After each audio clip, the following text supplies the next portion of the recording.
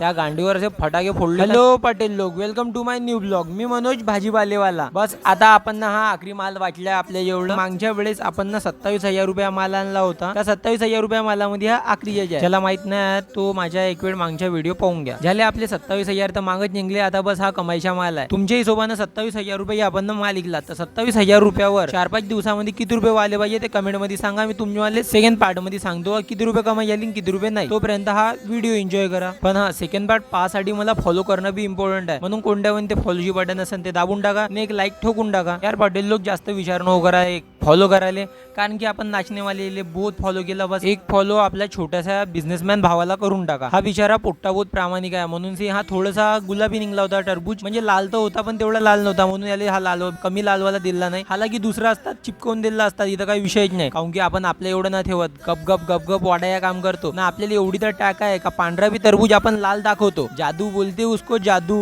तसं तेवढं की काही खास नाही राहत म्हणा, पण थोडीशी बोटाची कलर आहे ते जर आपल्याला द्यायचा असला तर हलकासा बोट दाबून सेनाने तो एकदम लालच दिसन। थोडासा बिचातला भाग कोणत्या पण टरबूजाच्या लालच दिसते, म्हणून सेन चौकोनी काढून मागायच्या नाही तर मग लालच दिसते। तिथं काही विषयच नाही, पांढरा बी टरबूज लालच दिसन। चला तिकडे गेला होता कॅमेरा माझ्या झालते सेट गरम, तर म्हणलं इकडे आण नाही तर गप्पा देत आणि कॅमेरा घेऊन गेला नाही। इथं पा कसे बोट दाखवून राहिला तो, त्या गांडीवर असे फटाके फोडले का नाही मी ना ते सांगतो तुम्हाला सामने ब्लॉग मध्ये। तोपर्यंत बाय बाय।